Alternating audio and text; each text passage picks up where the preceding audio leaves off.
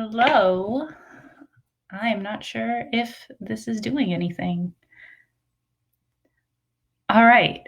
Um, Good evening. My name is Cait Weiss Orcutt, and I am going to be reading some poems for Poets in Pajamas.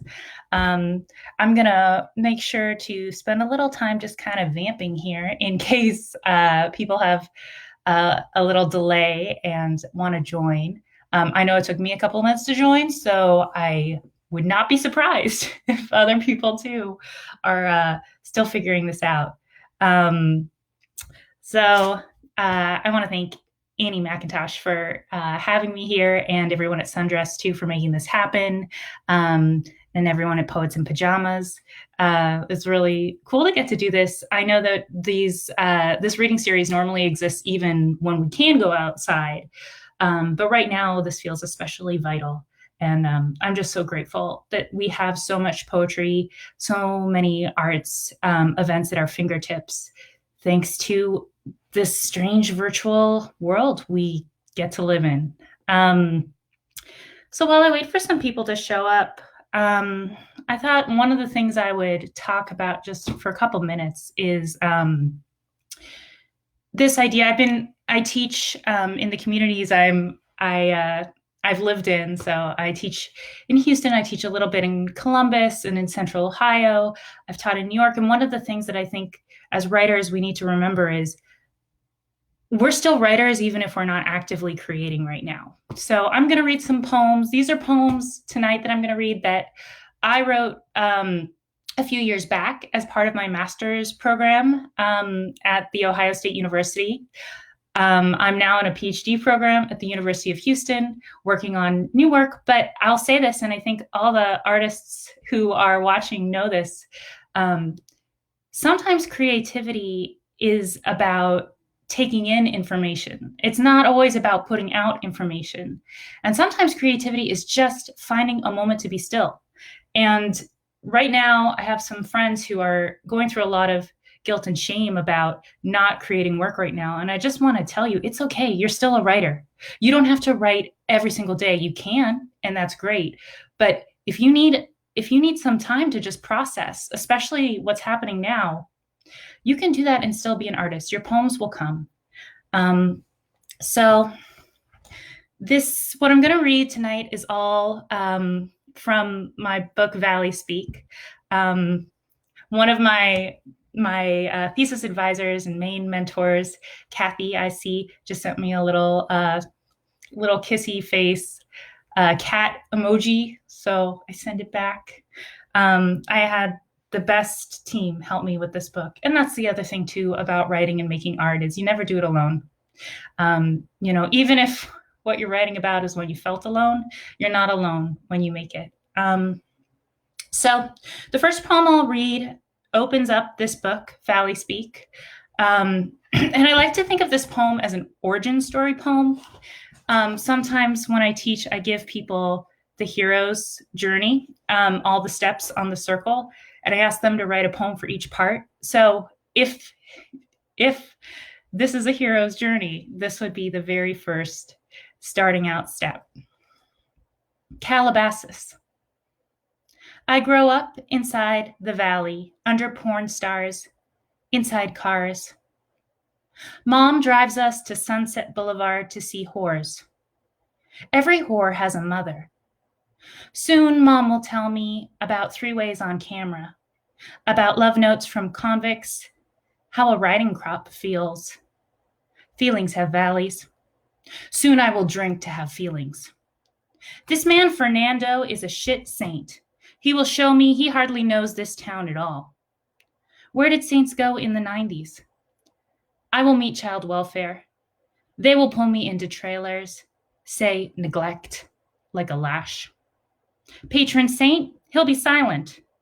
I'll wear a gold cross in 1999, the year Mom divulges all her skin flicks. The gold cross will pink and poppy me with rashes, blood on bare flesh, pelt on floor. It's a miracle to be born a vessel. We have so much rind to burn. One of the things about this book is that it centers on a family of four.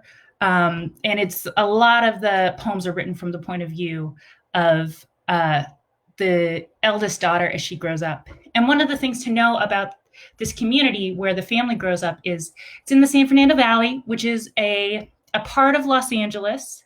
And, you know, Hollywood is obviously where the movie stars go.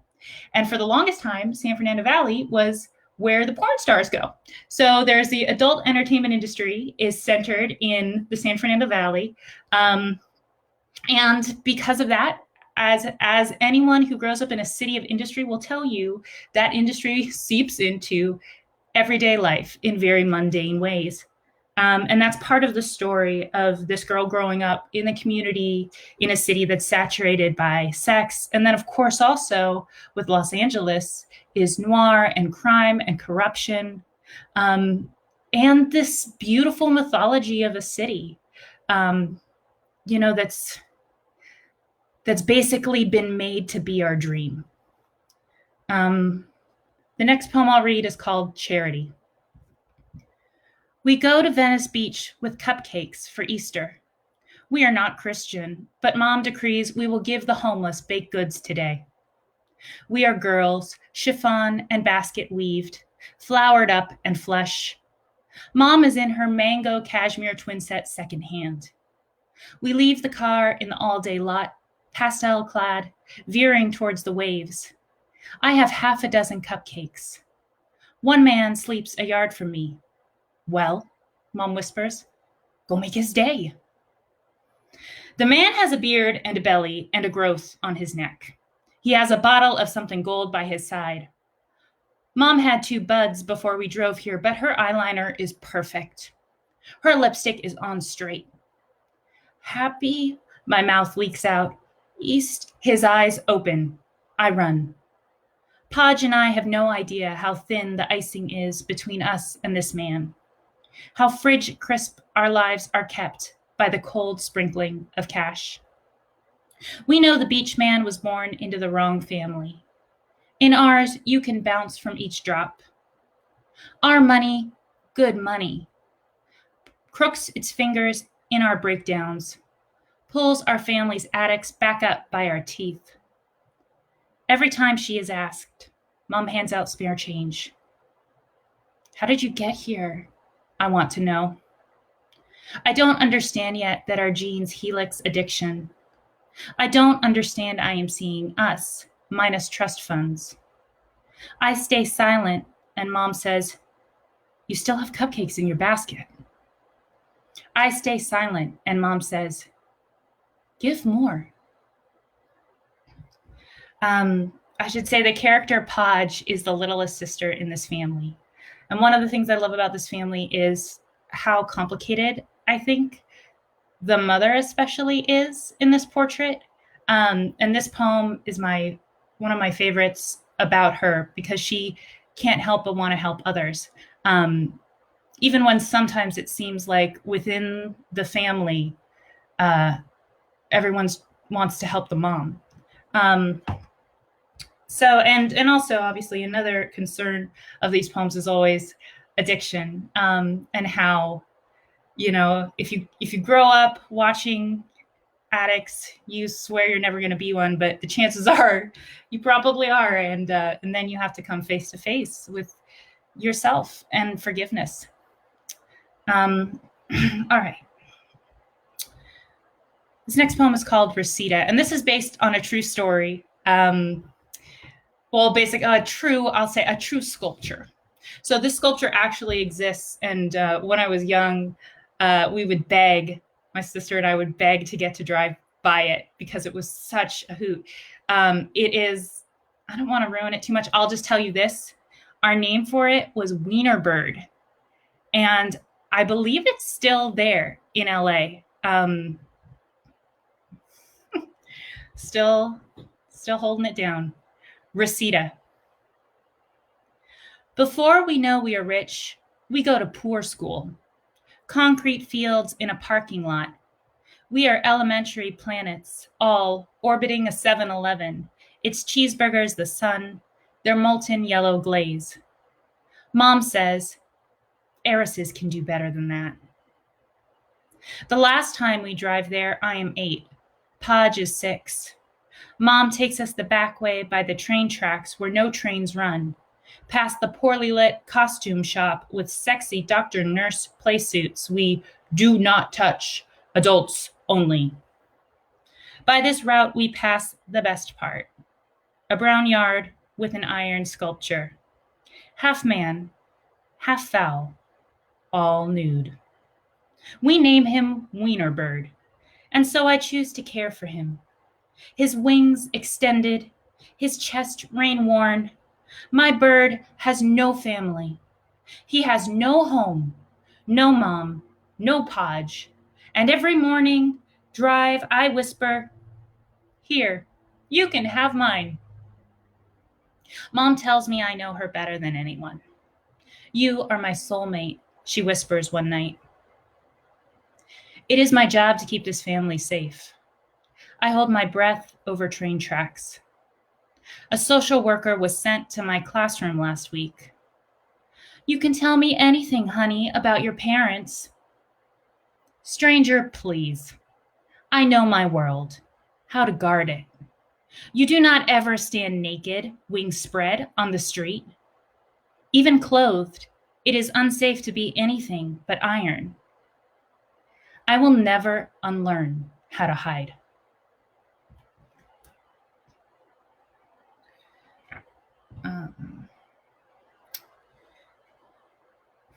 Another driving poem, I suppose. This one is a few years later in time, chronologically. And it kind of tells itself, but this poem really, I think, sums up some of the feelings of being a young woman, at least as I know it. It's called Frontier. Mom made us matching guidebooks to Alaska, copied, bound in a Kinko's in the valley on a school day. We have made it, the frontier, rented car and day 4. Mom hides out in a Kodiak internet cafe, dashes off missives to root beer, secret boyfriend, former country music DJ. Root beer is not yet a known threat to our family. We drive through Denali, denial. I listen only and wholly to bare naked ladies. Press play, play, play. I pretend it hardly matters. Our father refuses our rotation of sitting back seat. The only male, he is perpetually the assumptive shotgun. I am 14.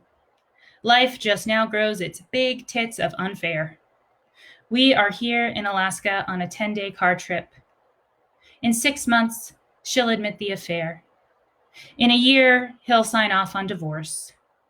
I'll stay a virgin 3 years after that, but here in Alaska is the first place men see me. See my breasts orbiting within my galaxy of skin. My body's the eventual swirling Milky Way. When a stranger in flannel blows a kiss on the highway, I press one nipple to the window of our rented Ford Escape. My family drives 3 hours to stare at black worms trapped in glaciers. We come back at twilight and walk in pairs, girls and grown-ups on the dock. Between salmon dead and salmon dying, Mom holds our father's hand in the light. It's midnight, and I notice men and women everywhere flip a universe for cock.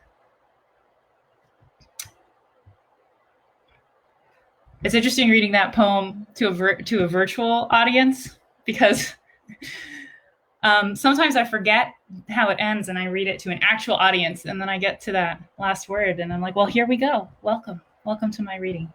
All right, so the story of the family, obviously the parents get a divorce. Here is a poem more about the father. Single Kings of the Valley. Our father becomes one. Barrel-chested with longboard seeks mate. King Father is dating. Long live the king. He asks out colleagues, neighbors, strangers he meets at Spazio's jazz night, Zuma Beach. He dates the moonlight, his reflection, the long ago that got away. The king says, "Why the hell shouldn't I get what I've longed for?" Nip waist, tat tum. "Where is she?" His exile from the good stuff. "You girls can't imagine the pain you'll cause men." Nope, we don't. And we can't yet. But we do know the king can't consider us worthy. How could we? As women, we fail him daily. Love, I'm learning, is peeling your mind from your body, throwing one or both sad sacks of self out to sea. Love is blood and our father. I give no inch. I judge the world from the margins of diaries. Men are the problem with everything. King Father slices lemons from our lemon tree. Citrus grows in the grove beneath my bed. Mom lived in our guest house for 3 years before leaving. She peeled herself slowly off his heart like a scab. What is the point of such maiming? Now the king isn't careful when he walks by the branches. He barges through trees and their thorns. King Single can't remember his heart soft and rindless. The new women are beautiful, or not, or enough to get by. I watch him take a lover. She is insane. The king peels a lemon, lays each slice on her plate. She requests lime. He hands us whole fruits when we eat at the table. He takes his longboard to the ocean, kicks flat water into waves.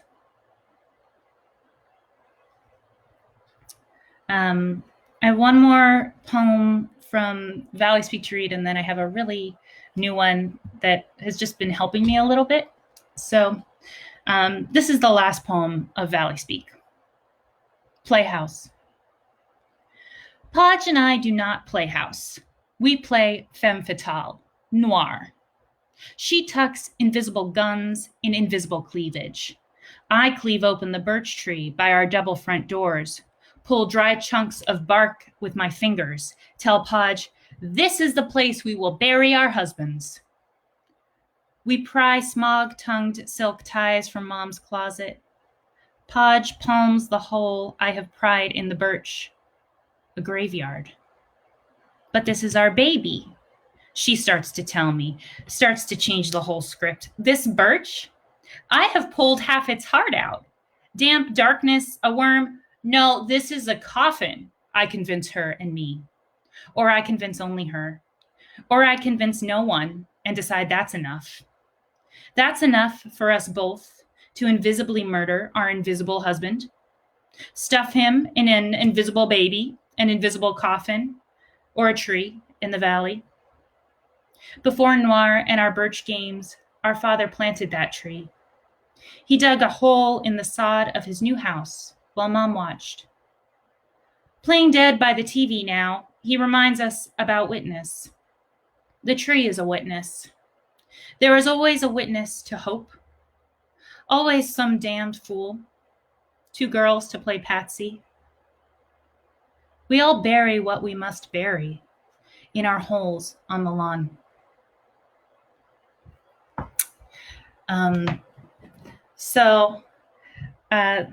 The poem I recently wrote, I was part of a group where we wrote a poem a day in April, but don't get too impressed because I did it. I quit on the 18th, but I made it to the 18th, so it's better than nothing. It's just kind of a draft, but it's called Everyone Wants to Tell Me Wait. Everyone wants to tell me wait for the miracle to happen, as if waiting weren't a miracle itself.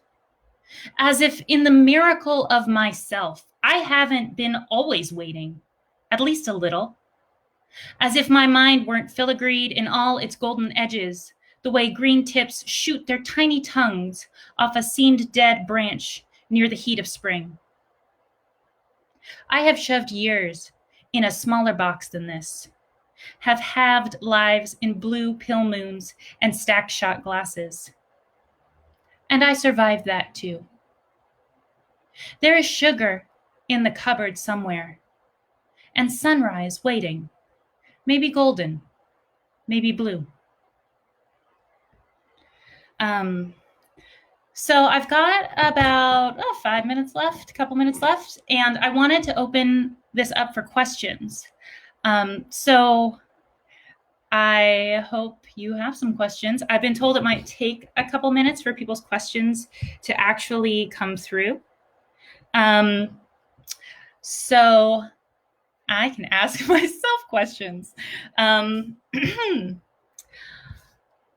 question well, here's a question I like to ask other people. So I'll pretend I'm another person. The question is, and I want to encourage you while I'm talking, if you've got a question, type it in. That would be very helpful. But otherwise, I can just do this. So I'm always interested how people make their poems. Where do they get inspiration for their poems? And people, no matter how fantastical or seemingly realistic their poems are, where does it come from in your brain? And I know for me, I started writing poems when I was really young, but one of the things I realized really young was that I didn't always have firsthand experience of the things I was really interested in, right? Like I wanted to write these poems about, heartache and death and murder and extreme joy and just big things, right? But I was, like 12, living in Encino with like a cute pug. There's not much going on. And so one of the things I realized really early was that I could watch a movie and write a poem right after that movie, or I could go to a museum and pick a painting and write a poem about that painting. And that really helped me because I feel like this is, I think, especially good for kids or teenagers or anyone who maybe has been told not to take themselves seriously. Our feelings are enormous, and sometimes we need help. We need devices that can give us permission to articulate them. And for me, ekphrastic poem, poem that's articulating something done in a different form of art was really, really helpful for that. So, when I was starting doing VALLEYSPEAK, I had been interested in film noir a bit. And then at OSU, I took a class on gender and poetry. And it was fantastic. Kathy Fagan taught it. And that's where I started getting into this idea of sort of, I know what noir looks like from a, white male perspective. What would noir look like, from little girls growing up in the Valley, in a Jewish neighborhood with, parents of two different religious cultures, Mexican neighbors, Persian carpool friends, like what is that gonna look like? And so I started working around that and having fun with that. And that's kind of really taken a big focus of my time. I just completed my comprehensive exams at the University of Houston, and I had to choose two reading lists, and one was early American literature, specifically literature of contact zones and chaos, on what has been thought of as borderlands. And then the second was literature of Los Angeles with a focus in noir. So it stayed really interesting to me. All right, I am not seeing a question, so I'm just going to ask myself another question. What's happening? My second question to myself that I would ask someone is, I am that person, by the way, if you go to conferences, I definitely ask questions, just because it's so easy for me, and I know it's not easy for everyone. So if you're having trouble thinking of a question, my heart goes out to you. And if I were next to you, I would save you.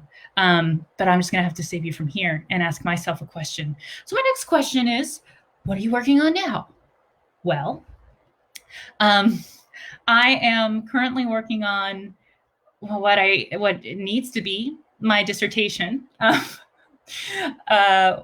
will hopefully be my next book. And it is set again in Los Angeles. I'm really interested in the story of Elizabeth Short, who most of us know as the Black Dahlia. I'm interested in how that story and the mythology of the beautiful, young, murdered white woman gets mobilized, and how in specific in that historical instance, it really was a kind of a ramping up of press around true crime that hadn't really been seen before. So I'm interested in that. And then I'm also looking at a series of poems interspersed with those more historical poems about my own experience losing someone I cared about a lot. This person took their own life. And so that idea of, so many women find themselves, in these kind of narratives of violence, whether it ends up being, suicidal or murder. And I just feel like there's a lot there. I've talked about this before. I'm an artist in recovery. I have a little bit over 10 years clean and sober. And so I'm especially invested in stories that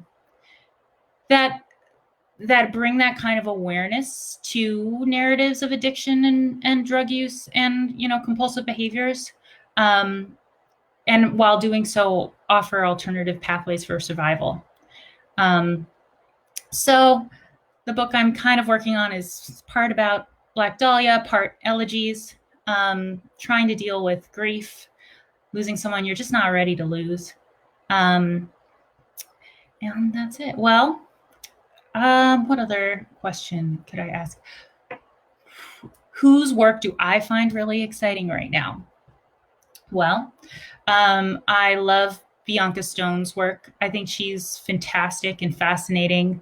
Let's see, I love Rena Shirali's work, Shelley Wong's work, Megan Peake's work, Paige Quinones's work. Those are all of my, not Bianca Stone, but the rest are all in my MFA cohort, and they all either have books out or just putting books out now. They're fantastic. Michelle Dominique Burke, Nikki Hurd. Those are two fantastic women writers of color who I am lucky enough to be peers with at University of Houston.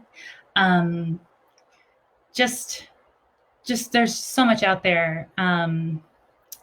So I guess that's kind of where I'll end it. Thank you for spending this time with me.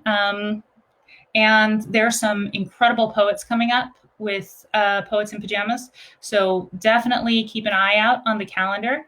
And it's been a pleasure. Take care and keep writing and keep reading. Bye.